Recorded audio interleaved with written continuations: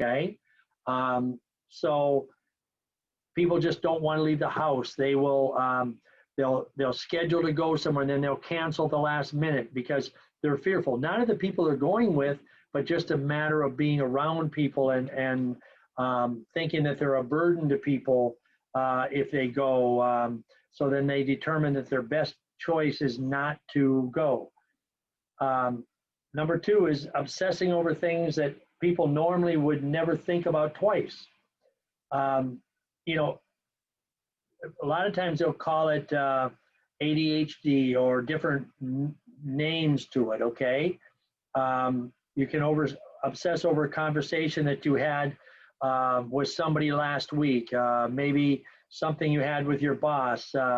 You're obsessing over the fact that your spouse, your boyfriend, girlfriend, whatever it might be, hasn't called or text or whatever it might be, and you're thinking about what's happening. You know, are they hurt? Are they seeing somebody else? Are they, etc. Just things that you just think, why are you worried about that?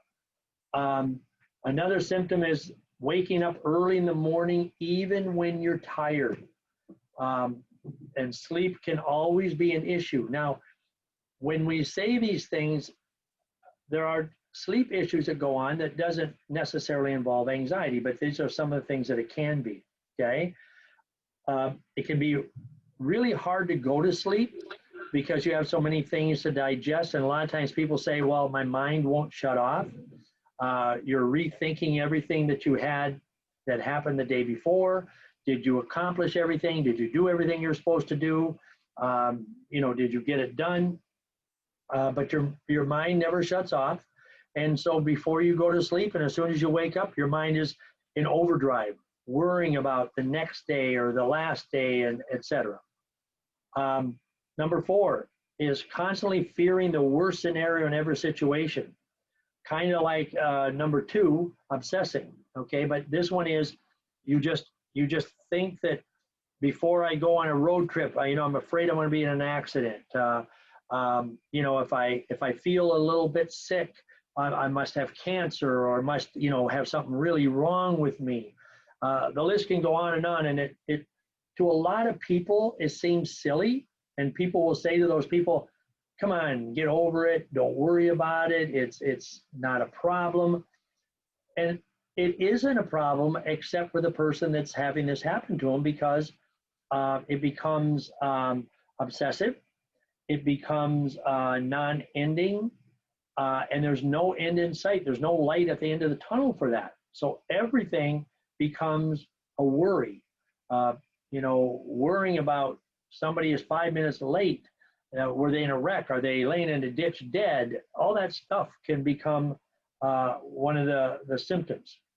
Number five, you replay conversations over and over in your head. You try to avoid confrontation at all costs because it causes anxiety to get worse, because you don't want to have to think about those kind of things, okay?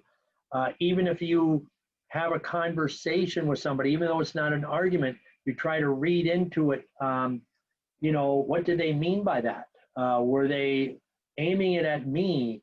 That type of thing, okay? And you can never get out of your head, and you always think you said something wrong, that, it was your fault, that somebody said something and you must have said it and they were just trying to let you know that you said something wrong, that type of thing. And what happens is it can virtually eat you up inside, because it's just a constant gnawing, and then of course you can't sleep and you can't think straight, etc. So now, number six, you become more worried for yourself when people voice concern for you, okay? So if somebody asks you, are you okay, when you're having some form of an anxiety attack, or when people come to you when you're in way over your head with negative thoughts, etc., it makes your anxiety worse. Obviously, people mean well, but then when others worry for you, it makes us think that if they're worried, then I should even be more worried, that there's really something wrong with me because they can see it. and therefore I must be on the brink of dying virtually. Number 7, you think it's your fault when somebody doesn't reply right away. You ask somebody a question, they don't reply, they don't respond the way you think they should. Right away, what happens is you get worked up, and most of the time, people without anxiety wouldn't even think about it, or answer you right away. Especially with today's society, our social media, texting.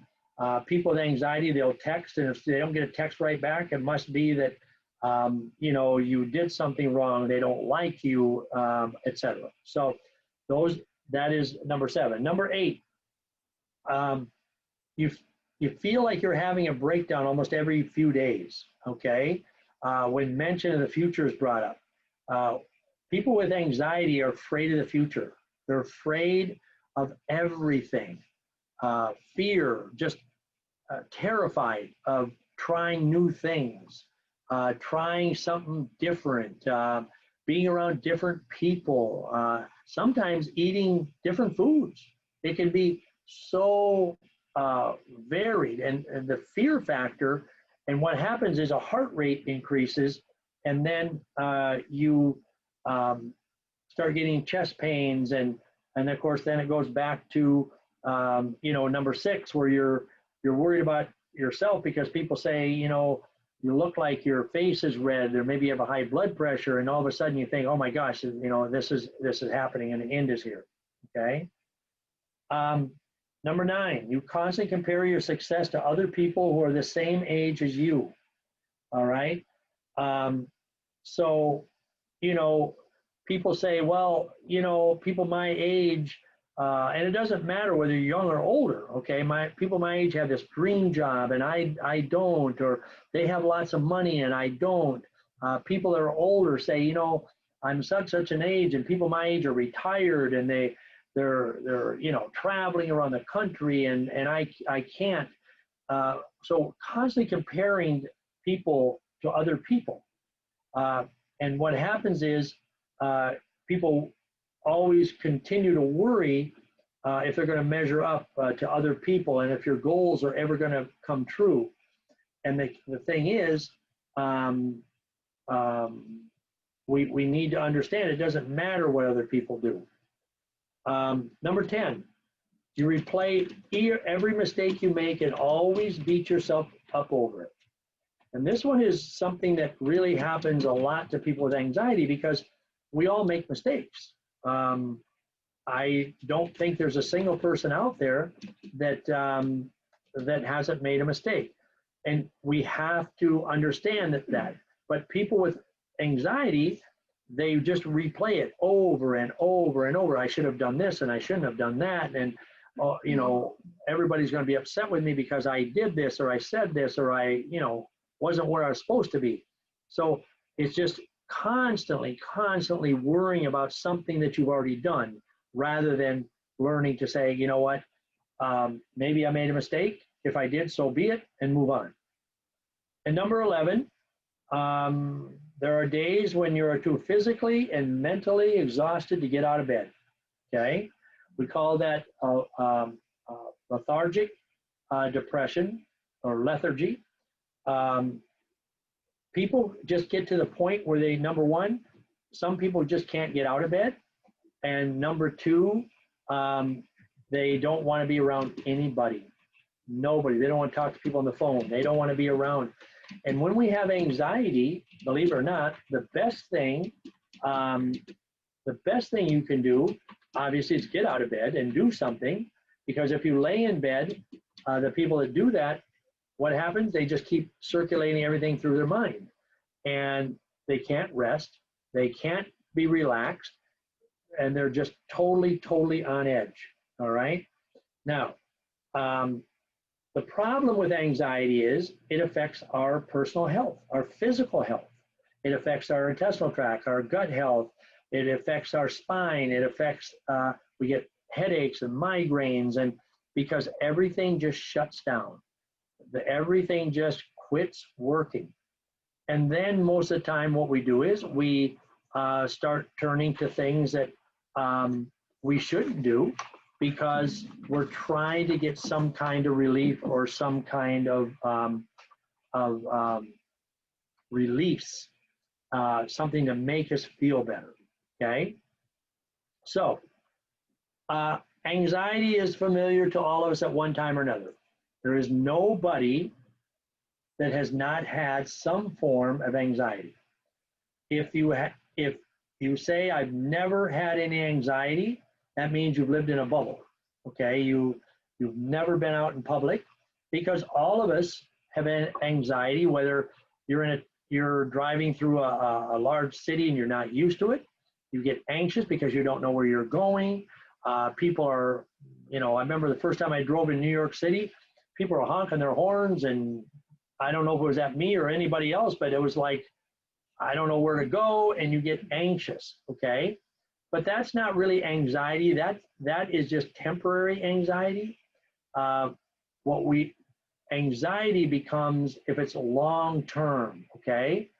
And unfortunately, anxiety disorders, the people that carry anxiety on a regular basis, they say affects about 40 million adults in the United States. And right now, in the last 6 months, I guarantee you that number has jumped leaps and bounds of the number of people that are experiencing anxiety. When I do our Zyto scans, I mean anxiety, fear, guilt, exhaustion. The emotions are so far out of range that it's just unbelievable. Okay. But the good news is that it can be reduced or totally gotten rid of. I will tell you, I have not had any issues with anxiety in 21 years, ever since I got myself healthy. It's another reason that I do the things I do all the time, because I know that I never want to go back to that because it was terrifying. I got so bad one time sitting and I was going through a divorce, but I was sitting somewhere and I was having a bite to eat, and it just came on me, and there was a big glass plate window, and I just felt I had to escape from where I was. There was nobody around me, and all I wanted to do and all I could think of in my head was to get up and run and go through the window. Why? I have no idea. I couldn't tell you this day, but my heart was racing so fast. I got up and I went for a walk, and it calmed down a little bit. But later that afternoon, I passed out from it, and next thing I knew, I was in the hospital. They were giving me oxygen. They were giving me nitroglycerin under my tongue, thinking I was having heart attacks. And the next day, they put me on a treadmill and said, "Your heart is fabulous." And I'm like, well, I don't know what's wrong. So it turned out to be anxiety. Okay. So we have to understand that when people have anxiety, we have to be understanding of it, but we can't just sit back and say to people, it's okay. People have to try to work through it and figure out why they're having anxiety, okay? Why it's happening and what they need to do to reduce that anxiety and or get rid of the anxiety, okay? Anxiety facts are really on the rise, as I mentioned a minute ago, but anxiety in reality is the body's natural response to fear. And when I say fear, I don't mean afraid of the person sitting next to you, afraid of your ceiling caving in on you. Most people don't even know what they're afraid of. We have no idea what we're afraid of, and it can come on for no reason. I've seen people sitting eating a meal perfectly fine, and the next thing they know, they're just either in tears, they are angry, they start doing things that they normally wouldn't do because something triggered in their mind, and normally it's from the subconscious. Don't even know what it was. Somebody might have said something and it just triggered, okay? But it's about fear. And again, you can't tell somebody quit being afraid of it, because that is their reality. It may not be real, but it's their reality. And whatever we believe and it's in our mind, that is our reality. So you can't just go to somebody and say to your husband or your wife or something and say, don't be anxious. Don't be afraid of that. You can't do it. All right. Because they'll just make more anxiety for the person. So we have to learn what we can do in order to help people get through this. Okay. It kind of gives you a little bit of information there about the 40 million people. Okay. 20%, 1 of 5, it says. I think it's higher. I think it's closer to probably 25 to 30%. People that miss work because of it, they, huge amount of work, okay? Very few people receive treatment for anxiety disorders. Men that have it receive less treatment. Why? Because men bury everything. We have a tendency to say we don't need help. I mean, there are a good number of women the same way, but higher percentage of men. We don't need help. I'm big and strong and I can take care of myself. I don't need anybody to interfere in my stuff and it'll go away. Unfortunately, it will not go away. All right. 2018, Dr. Jocker said that 39% of Americans felt more anxious in 2018. That was 2 years ago. I wonder what that number is in 2020. Okay. I can only imagine. I would guess probably 75% at this point with what's happening between COVID, between elections, between everything that's happening in our society. It's frightening. Wildfires. Wildfires. I mean, floods. I mean, it's like it just doesn't want to stop. Okay. But you'll see that the numbers aren't going down and they will continue to go up. So some of the symptoms of anxiety, increased heart rate, heart palpitations. Another one is feeling tense, uptight. People will ask you, well, you look like you're tense or you're uptight. That'll actually make them more tense. Rapid breathing. What happens is when you start with rapid breathing, you're putting a lot of stress on the heart, and the more heart stress, the increase in heart rate goes up, therefore more symptoms of anxiety. Difficulty falling asleep. That's because with the anxiety, you're blocking the melatonin levels in your body, which is a natural hormone. Panic attacks. Now, panic attacks is when somebody really has anxiety and something has happened. That's what I was going through, was actual panic attacks that went beyond anxiety. You got into panic attacks, and that's when your heart is racing like you were running marathons. It's a lot of times as we get older and we have these panic attacks, heart attacks, different things happen because of that. And the heart rate goes up so high. Feeling nervous, feeling that everybody is judging you, that you're doing everything wrong, that you're going to do something wrong if you venture out, okay? Having a sense of danger, that's the fear that we talked about earlier. Concentration, people that can't concentrate and they have to think about that. If you have to read something 2 or 3 times and go back over, especially at work or with parents that are helping kids learn, homeschooling, not being able to figure things out, that just creates more anxiety because the brain is affected. Sweating without physical activity. Again, I'll go back to my own situation. I used to sweat at a drop of a hat. I used to carry a towel with me, a small towel that I would tuck in my belt because I could be changing a light bulb and I start sweating. Everything was sweat, and not just sweat, it would just run off my face like I was working out. And doctors would tell me that that's just the way my body worked. It was kind of nasty. Kind of embarrassing. And of course, when it happened, guess what else would happen? Increased rapid breathing, increased panic attacks, feeling more tense because I was self-conscious of it, etc. So, gastrointestinal distress. Now, this comes back to something we talk about a lot, which is a gut-brain connection. If your gastrointestinal system is out of range, so is your mental health going to be out of balance, okay? Again, I go back to my Zyto tests.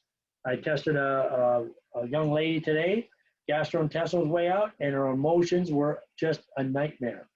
So right away, started pre-cleanse today, going to do a detox. Feeling tired or weak all the time. Now, I don't care what age we are, we should not be feeling tired and weak all the time. As we get older, granted, we can't do the things we did 20, 30 years ago, but we should not be feeling tired and weak and fatigued all the time. Constant worrying about everything, okay? So the nervousness, the worry, all that stuff goes hand in hand. And headaches. Remember, if your heart is racing, your blood pressure goes up, things shut down, you are going to get a headache. So now, if you have rapid breathing and you have a headache, right away, where does the mind go? There's something wrong with me. I'm sick. I'm going to have a heart attack. I'm going to die, etc. And then fear of the unknown. Okay. People will say, well, how can you be afraid of something you don't know? Good question. Okay. But people that have anxiety are afraid of tomorrow. They're afraid of what's going to happen after the election. What's going to happen at the new year? What's going to happen if a storm comes? It's easy for us to say, why are you worried about it? And I have a family member who does this all the time. And it's so easy to say, why do you worry about that? But to that person, that is anxiety and that's fear of the unknown, okay? So what can trigger it, okay? Almost anything can trigger it. Conflicts of any sort, but especially in relationships, social events, painful memories. It can be a painful memory of a breakup of a relationship, a divorce, a death of somebody. You know, people that don't have anxiety, that would be sadness. People with anxiety, it's even more painful and they can't let it go. Public events, public performances, financial troubles and relationships cause more anxiety than almost anything there is. They say in relationships, the biggest cause of breakup of relationships is three things, okay? Finances, social events, and intimacy. Those are your three things that cause more problems in a relationship than anything else. Painful memories, as I mentioned, and personal trauma.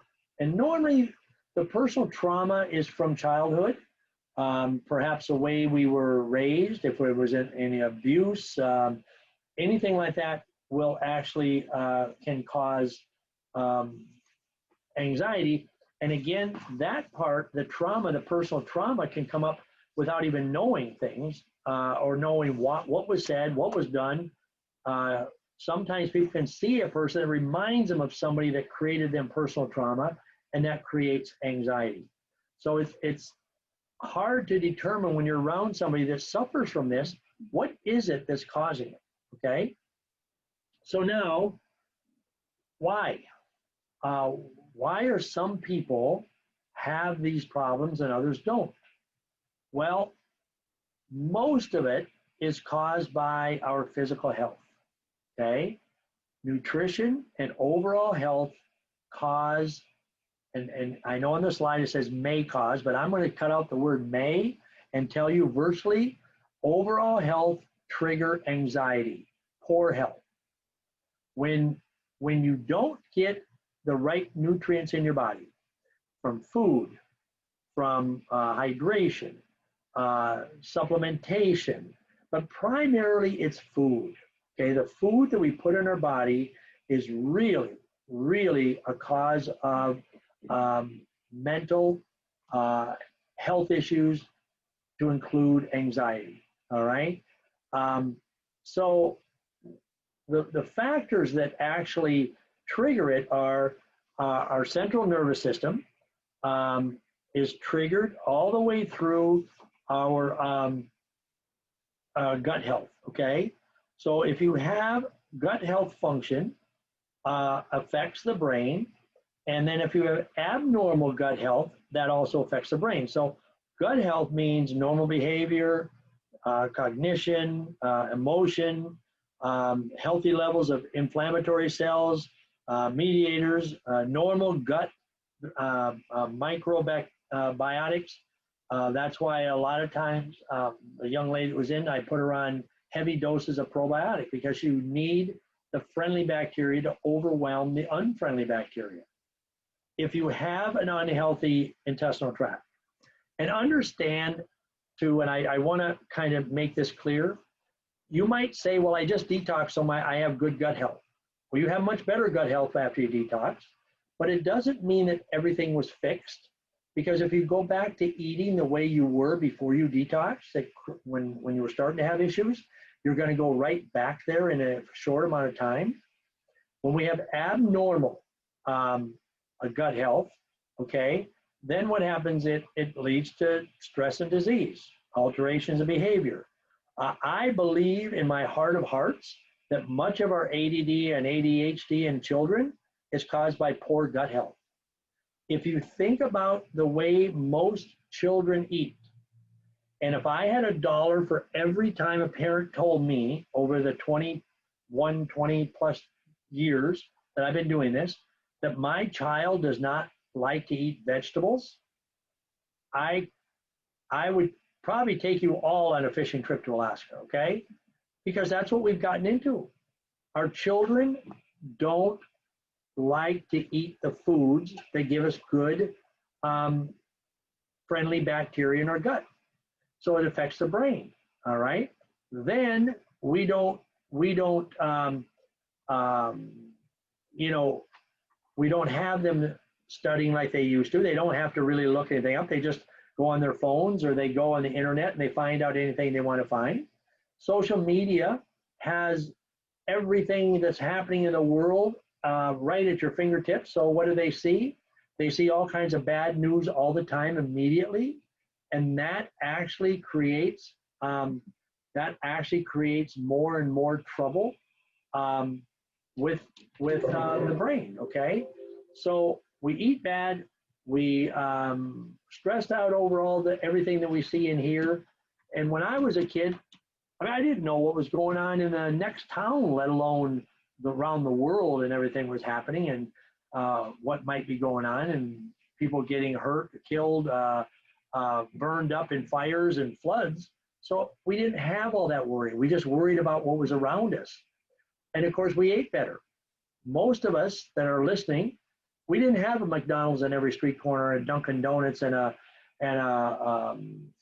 Starbucks, and all the stuff that we can get into at a snap of finger and drive through and get it and eat it while we're driving and then go home and eat, etc. Okay, so that is part of the reason that there's a 39 to 70% increase in anxiety is because of the way we're treating our body. So that is my opinion about eating in kids and the anxiety levels of children. One of the things that I talk to about with people, are clinical psychologists and different people that I converse with, is they're inundated with children now, parents and children, where they said it never used to be children, but children are so stressed out now that they're getting anxiety at a very young age.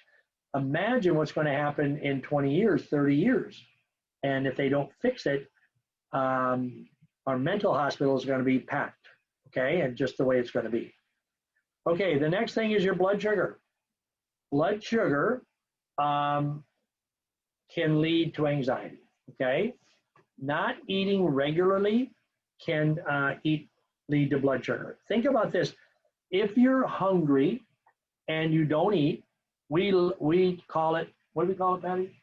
Hangry. Hangry. So, or the Joe Pesci. Yeah, Joe Pesci and Patty Midwood. Okay, Patty used to get hangry and a lot when she first started working for me, and I'd be working and going on. Oh, let's do this, and all of a sudden she would say, "I have to eat." Okay, I'm not doing anything till I eat. Okay, and we still joke about that, but that was because the blood sugar became too low. And what would happen is the insulin levels would get out of line. And so what would we turn to? We turn to something to raise those, which normally would be your sugary processed foods that later lead to sugar crashes and then potentially trigger some more anxiety. So it's a back and forth. And the more times you have an anxiety attack, the more often you're going to have it. All right. So when we eat sugar or carbs, high carbs, our body then releases insulin to take care of the excess sugar in your bloodstream. But if you get too much sugar, then what happens is your body can't produce enough insulin to balance it. And that leads to your sugar crashes, up and downs that trigger the anxiety and irritability and all that. And I'm sure every one of you have known somebody who said, I have to eat, or I might hurt somebody, okay? I won't, or they get mean or angry until they eat. Unfortunately, what happens is we have a tendency to feed that. And spouses or somebody will know what that person needs, and normally it's not the right thing, okay? So what we have to do is we have to understand that we have to keep our blood sugar and our insulin in balance. Because if it's out of balance, you're going to see on your screen as you're looking at it to your right, what happens in the lines. They drop way down into the symptomatic state, okay? And that is what creates anxiety for the brain. If you look at the other screen, your change in your blood sugar levels, if you're eating the right way, they don't drop down into the symptomatic areas. And so important, but you'll also notice that the spikes aren't as high. So if you look at the one on the right, people with a high spike, and you can see how high it gets, and then it drops dramatically, really fast. And, you know, sometimes you've seen these jokes that says somebody can go from, 0 to 10 in, 20 seconds, or because that's their blood sugar is dropping. And I think, not to offend anybody, but people can go from nice to being a real B word. Talking about me? Real quick, okay? And that's not because they want to or that they're mad at you. It's just because their sugar and everything is dropping and it affects the brain, all right? So we have to keep our blood sugar right. To keep our blood sugar right, what do we have to do? We have to get away, Maureen, from the breads.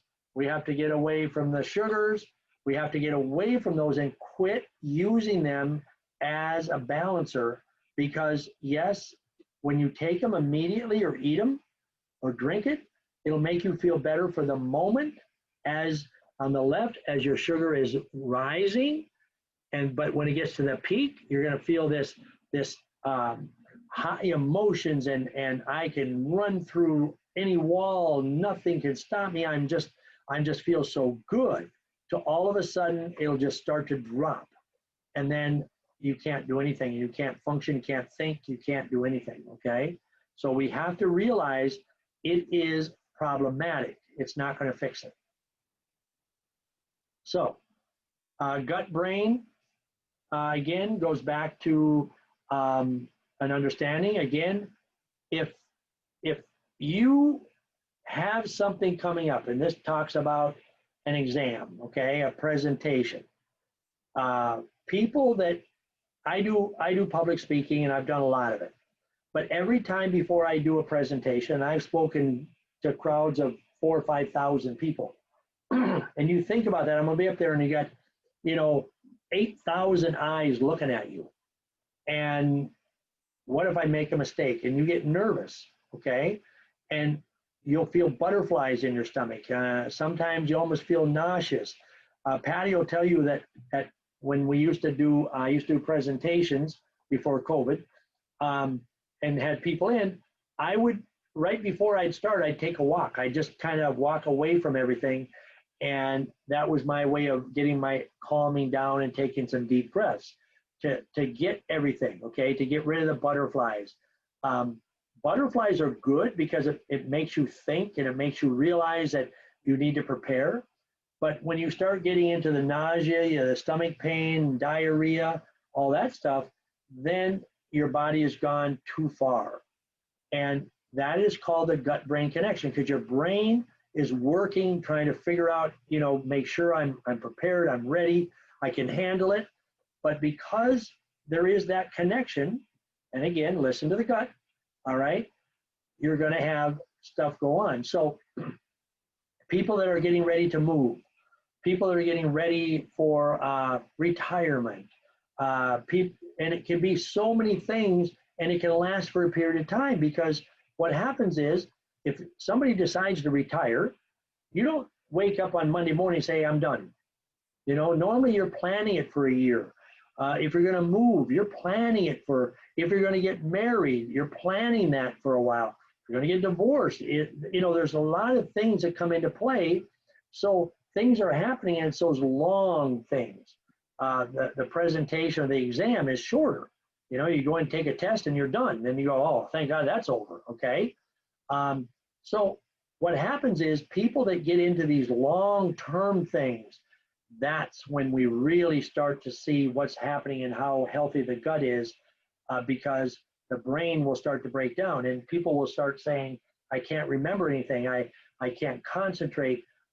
If you hear somebody say, don't give me one more thing to think about because I can't deal with what I have, those are people that are suffering from at least the beginning of anxiety. And the first thing I would look at is gastrointestinal. What are you doing with your gastrointestinal system that is actually causing the brain? Because it's really not the brain that's malfunctioning. It is the intestinal tract, right? Okay, there's other things that can actually, there are neurotransmitters in your body, which are the normal chemicals, messengers that come into our body that we absolutely have to have. Glutamate and GABA are some of the things. So glutamate excites, okay? It's a neurotransmitter, it excites.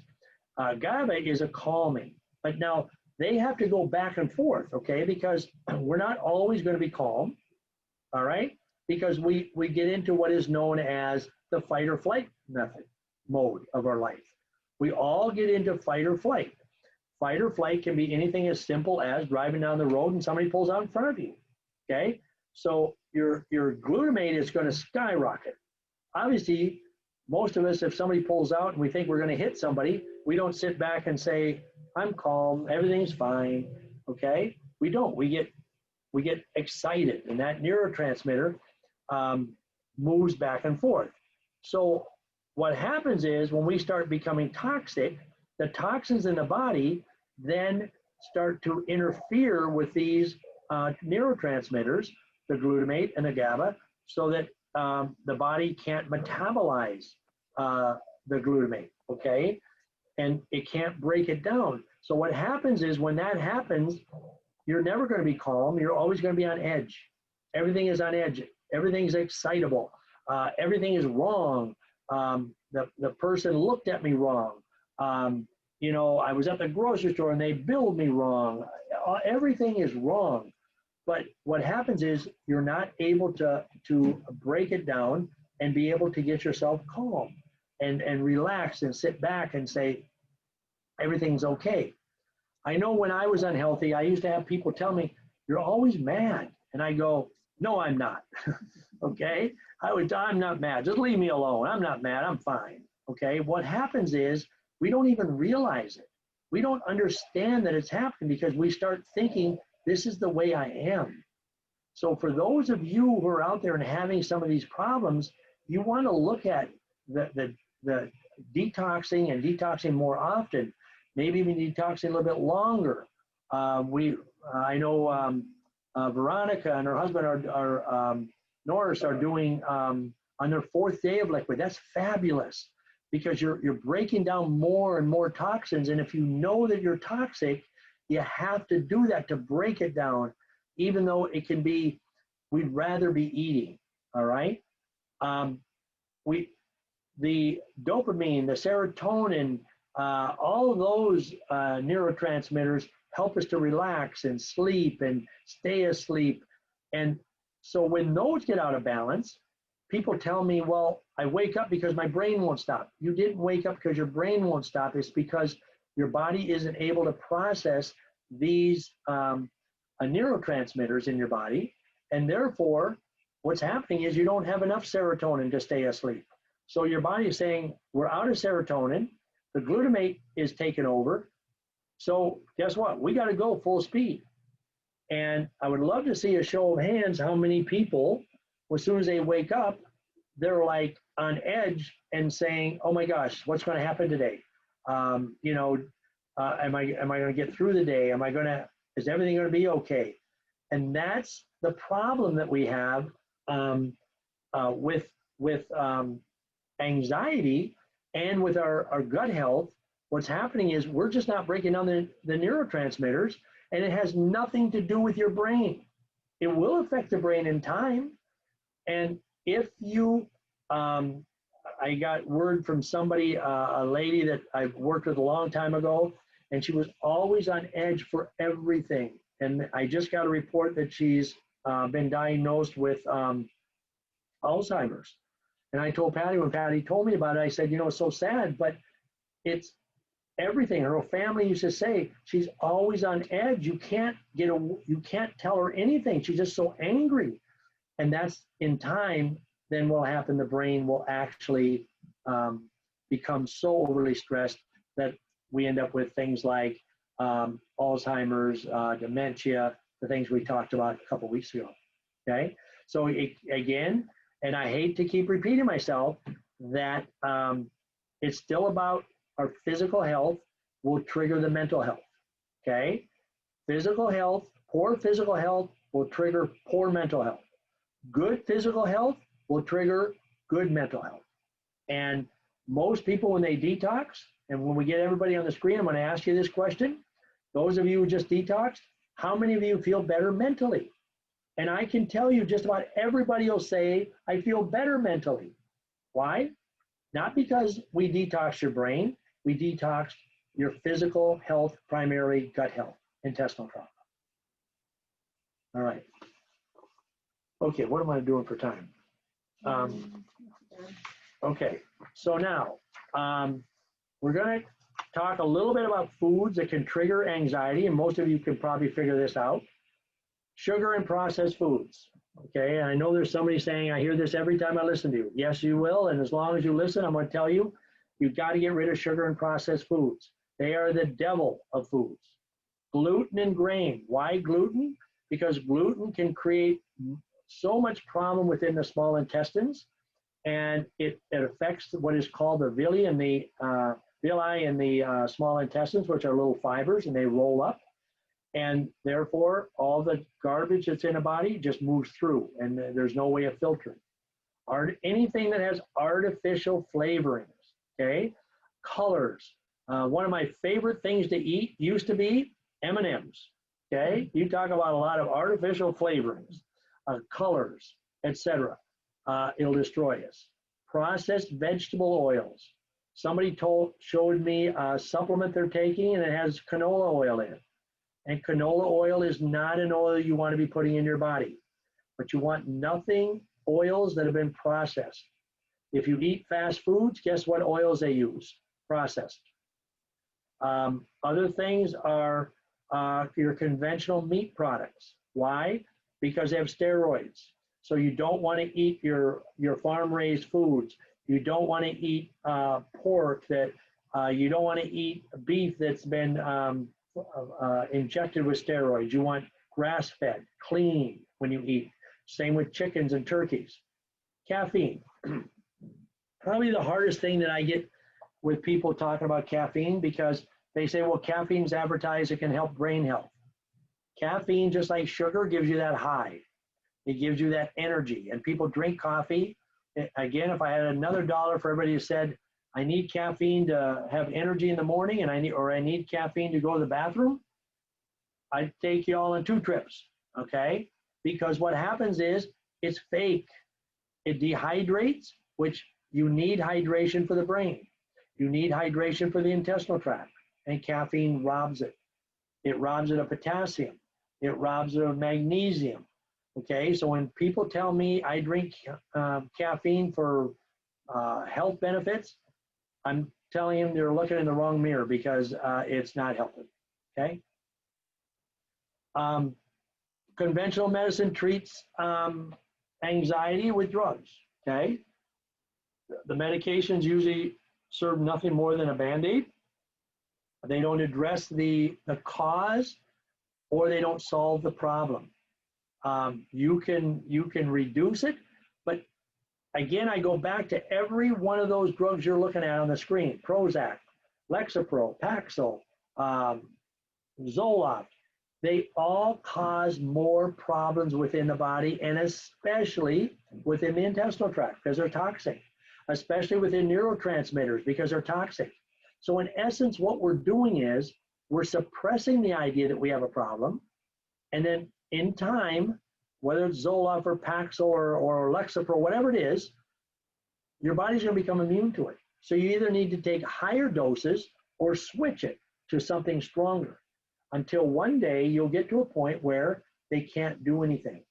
And once you can't do anything, then it all comes out massive and people become hospitalized, different things, because the body can't tolerate these drugs all the time.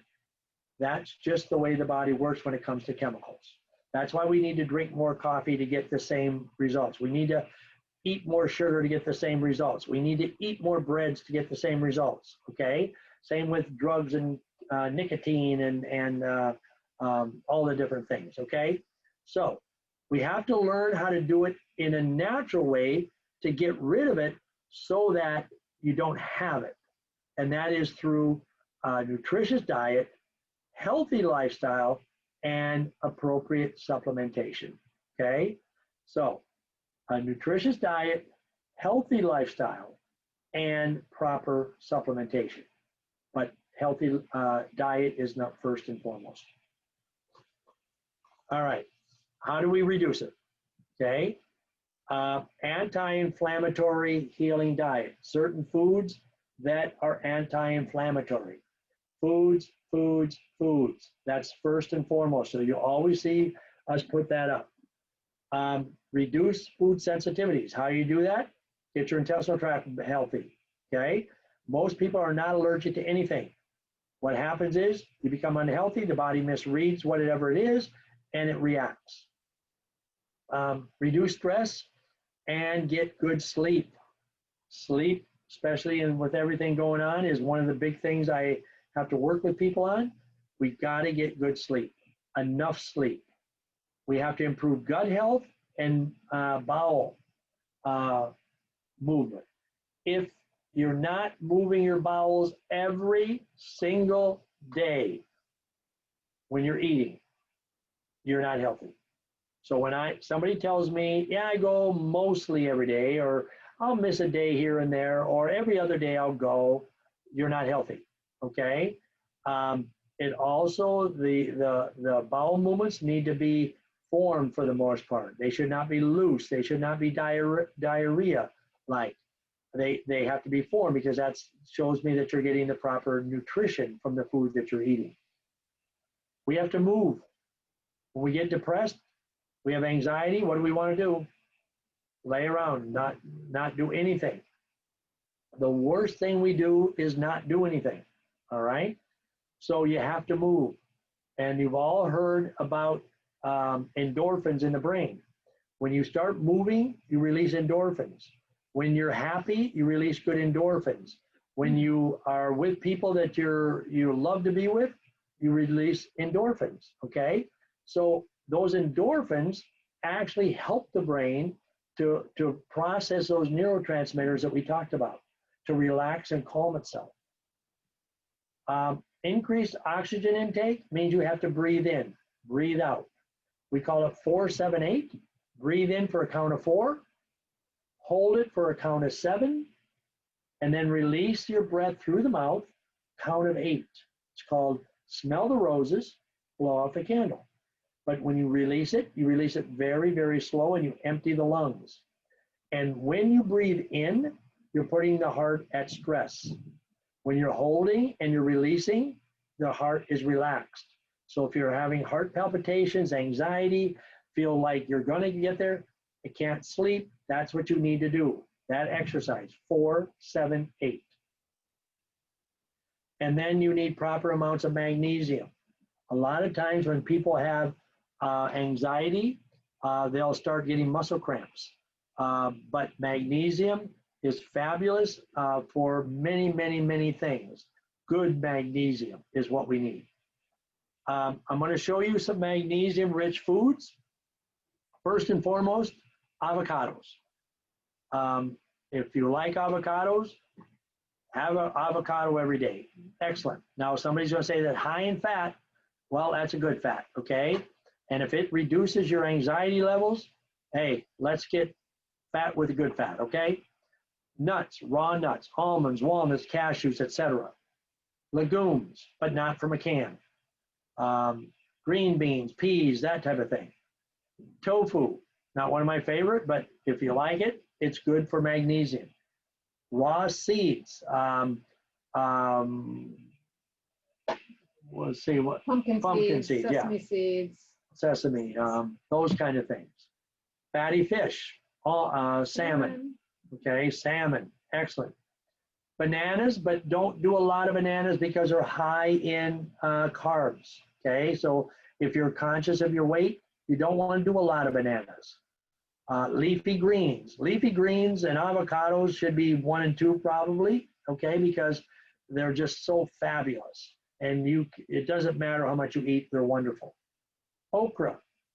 Somebody told me today, I was talking to them and they said, somebody in South Carolina said, I was just making some okra. And that was the first day of eating after detox. Fabulous. Oysters. Raisins, again, raisins kind of go up to with the bananas, a high carb, but they're good in magnesium. The skin of a baked potato, you notice it says skin, okay? If you don't eat the skin on your potato, you're missing out on some really good nutrition. That's the best part of the potato. And tamarind? It's a fruit indigenous of Africa. Okay. It's high in magnesium. High in magnesium, okay. Thank you very much for knowing that. Okay, so other things that you can do for anxiety, depression, nervousness, are tranquility. The best way to take tranquility is take 2 in the morning and 2 before bed. Okay? Now, people always say if I'm going to take it before bed, it's because it helps me sleep. Why in the world would I take it in the morning? Because it's not a sleep aid, it's a relaxant. It helps to calm the body, slows down the heart rate. Okay? Normally, excuse me, you take 2 in the morning, 2 at bedtime. If you have a lot of anxiety, take 2 more during the day. You can't hurt yourself. Sleep. It's got melatonin, and what it is, you take 1 right before bed and relax. We also have a tea that you can do. It's called night tea, so it tastes good. You can sip it, and if some people like to sip something warm before bed. You do it about 30 minutes before bed, start sipping it, go to bed, it'll help to calm you. Vitamin D improves mood. Okay, a lot of people that are depressed, we increase vitamin D. 85%, they say, of all people are deficient in vitamin D. Darker the skin, the more deficient you will become in vitamin D. So vitamin D goes to everybody. And then magnesium, as I mentioned, magnesium does some very wonderful things. What it can help you with, and it's function of every cell in your body, the heart, the brain, the kidneys. So there's just so many things that magnesium does. If you get a lot of muscle cramps or any muscle cramps, magnesium along with our calcium. Calcium is another thing that can really help with relaxation, especially before bed. We all know that good calcium helps the bones, but it also helps moods and that type of thing, okay? So those are the things that can help you with anxiety, panic attacks, that type of thing. Other services that we have is what we call MindFit. MindFit is a light for the eyes, and you listen to a doctor who talks about different subjects. There's probably 50 different subjects from stress related, food, dealing with food, how to relax, insomnia, on and on. They're normally 20-minute sessions. And then, of course, our eVox, which will scan, put your hand on the device, just like you do the Zyto scan for your physical health. And it will tell me what affirmations, positive affirmations you most believe and you least believe. It can be a little bit traumatic for some people because it brings up things that we don't want brought up. But remember, if you bury it, it'll never get well. We have to face our demons. We have to face what's in our subconscious, because normally it's our subconscious that's causing all the problems. And just like doing a detox, just like doing a program, sometimes there's things we have to do.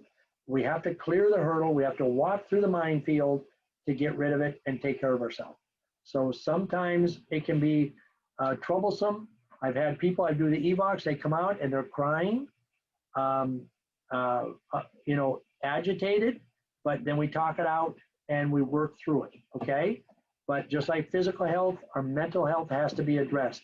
If you bury it, it's going to come out, and when it does, it's like steam in a tea kettle. It'll just blow the lid off, okay? So we've got to understand that. So that's what we have for anxiety, some depression, anxiousness, etc.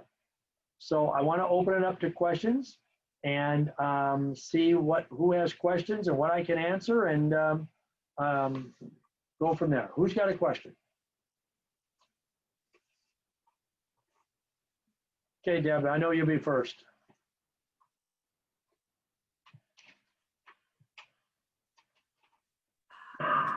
Unfortunately, I came in late, so I'm just going to listen for now. Okay. All right. Who has a question? A comment? I have a comment. Okay. I'll start. So when John was reading those lists in the beginning, and I don't think that I have anxiety, but number 5, and like that look. Number 5 that he read was you replay conversations over and over in your head. And I do that a lot. Thinking about, did I say the right thing? Should I have said something differently? And it could be any conversation. But that definitely, that's me right there. We all have things that we kind of get into, and I could tell you what gives her anxiety other than myself.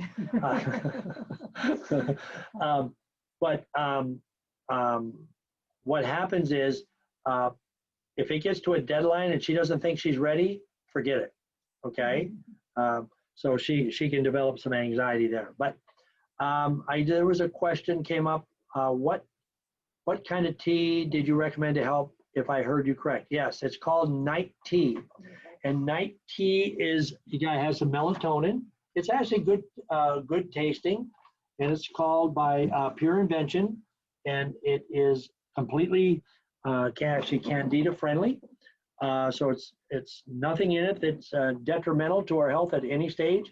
And there's 60 servings in this, and you put some in warm water, whatever temperature you want, sip on it, and it'll help to calm. And some people prefer that rather than taking a capsule. It's just a preference. I've used this, and I've used a Tranquility. I spent about 15 years on Tranquility before I could really say to myself, I need to get rid of, I don't need the Tranquility much anymore. But it takes time to get through it, okay? So hopefully, Judy, I answered your question. I'm drinking that tea right now. It's really good. Okay. So you must be I ready started for bed, it. huh? I like it. Yeah, I like it.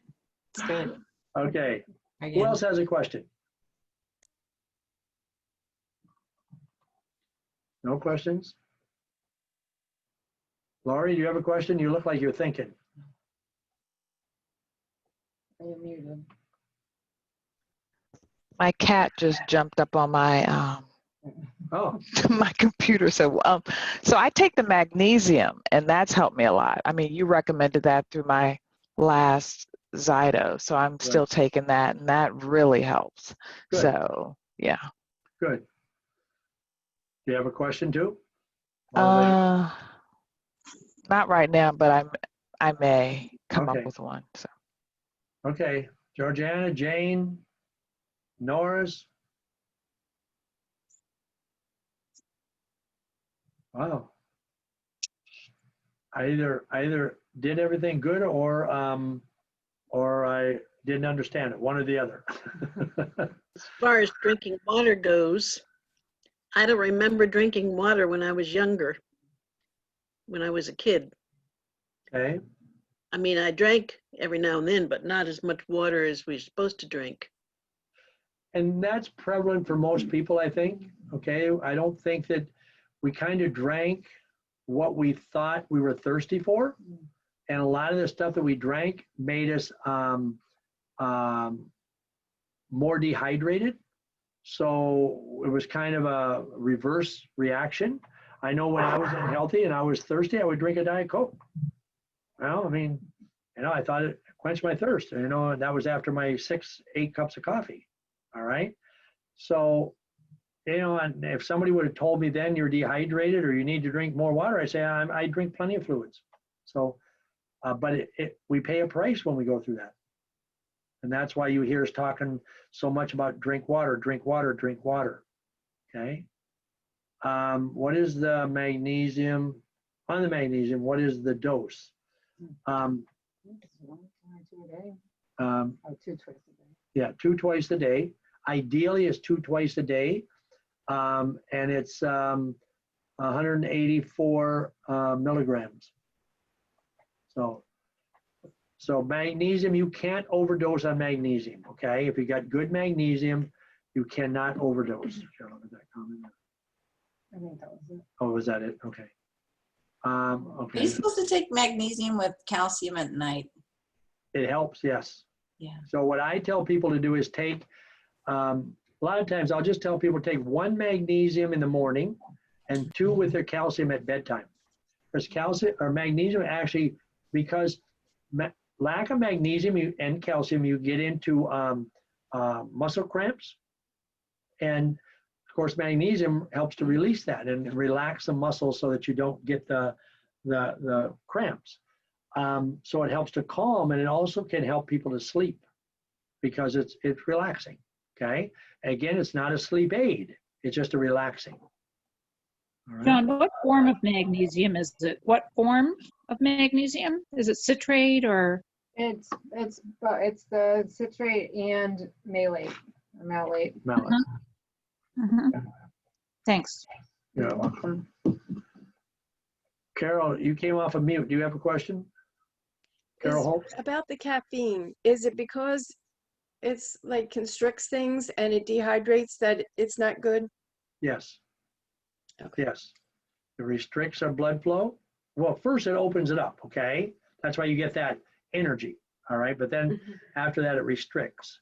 And then when your body wants more and you're not prepared to give it more, that's why you go into that caffeine withdrawal. So it becomes a blood sugar issue. John, I have a question, Judy, because I can't get into the chat. Can I ask you a question? Sure. Hello? Yes, go ahead. Yeah, okay. When you were talking about the glutamate and the GABA, how do you have to test those neurotransmitters to see where you're at as far as how do you figure that out, or do you just treat it if you had anxiety? No. You know, Well, what you have to do is work on diet.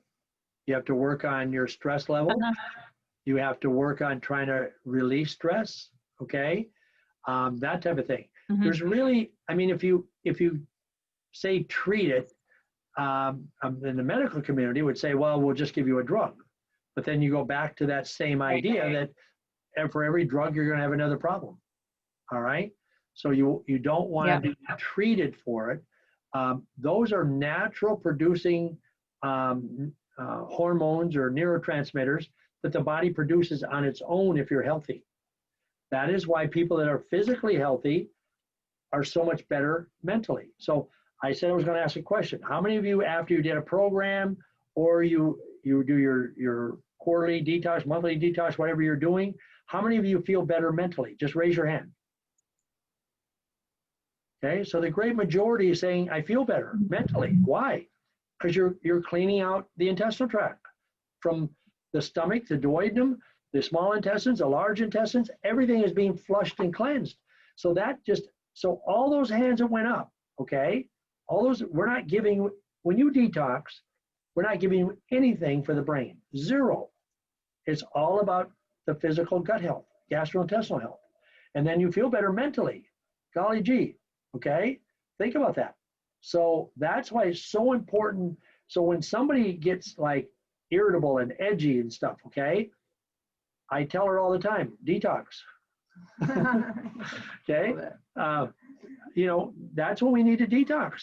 And we know when it's time. I know when it's time, because I'll get edgy, and then I'll want to eat things I shouldn't, and you know, I just kind of get kind of funky feeling, you know. Then I detox like I'm now, and I feel really good. All right, so that's the way you treat it, Judy. Okay. Okay. And if you have food allergies and you're not sure what they are and you start eating those, like my skin will clear up, you know. Is that something you just have to kind of measure or look at? You know, like you say, no grains, and, you know, can you have like a little oatmeal versus a lot? That was the other question, but, you know, how do you kind of maintain? Maureen could answer this question. If you eat something and you see your skin break out or you get a headache, guess what? What should you do? Not eat it. Okay. Stop eating it, okay? So if you're eating bread or gluten or oatmeal and you see that your skin gets not looking good, I wouldn't eat it, because you don't need the carbs. You get enough carbs in your vegetables and stuff, okay? So you need carbs, but it's got to be the right carbs. So people that eat a lot of bread, they're going to have gastrointestinal problems, especially because of GMOs. All right? The bread you're eating today is not the bread of old. That's the thing you got to remember. So, you know, I love teasing Maureen, but I've told Maureen many times, you know, she said, but I love sandwiches. Well, then you don't feel good. So would you rather feel good or eat the sandwich? You know, I don't know about you, but if I got really sick at eating a sandwich, I'm just going to give up the sandwich. Done. Okay? Thanks for being a good sport, Maureen. But I have told Maureen many times, how many times do you have to put your hand on the hot stove before you say, ooh, that hurts? Okay, don't do that. All right? So Isn't oatmeal gluten-free generally? Oatmeal, yeah, generally is gluten-free. your old fashioned, yes. Yes, that's gluten-free. But Because again, I make my own granola, I sprinkle that on my yogurt, but like a quarter of a cup, it's not a lot. and that's fine. That's fine. Okay. And yeah, oatmeal really isn't, unless you're eating instant oatmeal, unless you're cooking in the microwave, is not a problem. Okay. So Barbara and Lori just left, went the same way. They were side by side. I saw them both moving. I go, where are they going? Okay. Yeah. So anyways, I'm not worried about the oat. I'm more worried about the gluten and the breads. Okay. What else? Who else has a question? Jane? Judy, you have another question? Nope. Thank you. Okay. Anybody else have a question? Okay. All right. So if you have other questions, things you want to ask,